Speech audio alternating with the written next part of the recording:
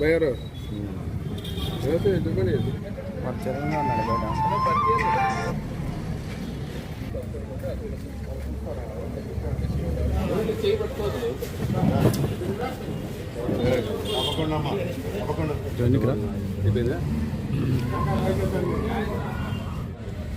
లేదంటే కనుక ఏంటంటే పోలీసులు ఏంటంటే వాళ్ళు ఏమి ఏం కావాలన్నా ఈ నెల 13వ తారీఖు మధ్యాహ్నం 2-2:30 గంటల సమయంలో స్వప్న బార్ దగ్గర స్టూడెంట్స్ ఒక స్టూడెంట్ ఇంకో స్టూడెంట్ను అక్కడ ఆ స్టూడెంట్ బార్లో కూర్చొని మందు అవుతుంటే మిగతా స్టూడెంట్స్ అంతా కూడా పోయి అక్కడివి రాళ్ళు కట్టెలు తర్వాత బీర్ బాటిల్ తోటి దాడి చేస్తున్నారనే సమాచారం మీద వెంటనే మా బ్లూ కోల్డ్ సిబ్బంది మా ఎస్ఐలు పోవడం జరిగింది. అక్కడికి పోవడంతో దాదాపు ఇన్సిడెంట్ ప్రివెంట్ అయిందని చెప్పగల, లేకపోతే పెద్ద ఇన్సిడెంట్ అయ్యేది.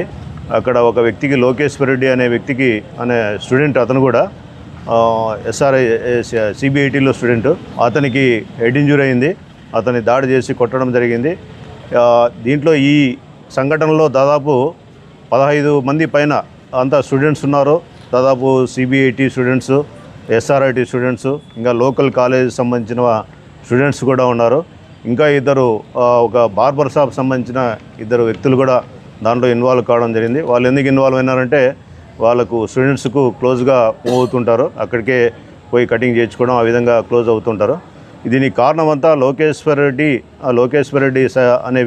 అనే స్టూడెంటు వేరే ఒక అమ్మాయితో, మన ప్రొద్దుటూరు సంబంధించిన అమ్మాయితో క్లోజ్గా మూవ్ అవుతుంటాడు. అదేవిధంగా సాయి ప్రతాప్ అనే ఇంకో స్టూడెంట్ కూడా దీంట్లో ఈ కేసులో మొదటి ముద్దాయి, అతను కూడా ఆ అమ్మాయితో క్లోజ్గా మూవ్ అవుతుంటాడు. ఇద్దరు ఆ అమ్మాయి ప్రేమ వ్యవహారంలో ఇద్దరు అంతకుముందే 11 గంటలప్పుడు ఇక్కడ మున్సిపల్ గ్రౌండ్ దగ్గర చిన్న సంఘటన జరిగింది. ఆ సంఘటన జరిగిన తర్వాత అంటే అతని ఉద్దేశం ఏంటంటే లోకేశ్వర్ రెడ్డి ఇంకా కొంతమంది తీసుకొని వచ్చి సాయి ప్రతాప్ అనే వ్యక్తిని బెదిరించడం, దాడి చేసినాడని చెప్పి ఆరోపణ చేస్తున్నాడు. దాని మీద ఈ సాయి ప్రతాప్ అనే వ్యక్తి ఇంకా ఒక 15 మంది పైన స్టూడెంట్స్, ఇంకా కొంతమంది అవుటర్స్ కూడా అక్కడికి స్వప్న బార్లో లోకేశ్వర్ రెడ్డి అక్కడ లిక్కర్ సేవిస్తూ ఉంటే అక్కడికి వచ్చి వీళ్ళంతా కూడా కట్టెలు, రాడ్లు, బీర్ బాటిల్స్ తోటి దాడి చేయడానికి ప్రయత్నం చేసి కొంతమంది అతన్ని కొట్టడం కూడా జరిగింది. అతనికి చిన్న హెడ్ ఇంజూరీ అయింది. దాని మీద కేసు నమోదు చేయడం జరిగింది. కేసు నమోదు చేసి వెంటనే మా వాళ్ళు కూడా అక్కడికి పోలీసులు పోవడము, కొంతమంది అదుపులోకి తీసుకోవడం జరిగింది. అదుపులోకి తీసుకున్న తర్వాత వాళ్ళందరికీ కూడా ఎందుకైనా మంచిదని మనకు ప్రొద్దుటూరులో గంజాయి ఆరోపణలు ఎక్కువ వస్తూ ఉంటే దాన్ని ప్రూవ్ చేసుకోవడానికి గంజాయి కిట్లు కూడా మా దగ్గర ఉన్నాయి. ఆ కిట్ల ద్వారా కూడా ర్యాండమ్గా చెక్ చేయించడం జరిగింది. చెక్ చేయిస్తే ఎవరికి కూడా ఎటువంటి పాజిటివ్ రిజల్ట్ లేదు. అయినా కూడా మేము వాళ్ళందరికీ కూడా టెస్టులు ఇచ్చినాము. అలాగే సీసీటీవీలో కూడా వాళ్ళకు ఇంతకుముందు గతంలో నేర చరిత్ర ఉందని చెప్పి అది కూడా చెక్ చేయడం జరిగింది. ఇప్పుడు వీళ్ళందరినీ కూడా మాకు పేర్లు ఎవరికి తెలియదు.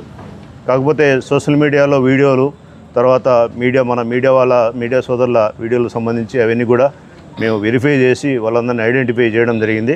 ఇప్పుడు 11 మందిని అరెస్ట్ చేయడం జరిగింది. ఇది కూడా బెయిలబుల్ అఫెన్సే, కానీ దీనికి సంబంధించి అరెస్ట్ చూపించి ఈరోజు మిగతా వాళ్ళ గురించి కూడా మేము ప్రత్యేకంగా వాళ్ళకు టీమ్స్ డిప్లాయ్ చేయడం జరిగింది. వాళ్ళంతా కూడా వాళ్ళ హౌసెస్ అన్నీ కూడా సెర్చ్ చేయడం జరుగుతుంది.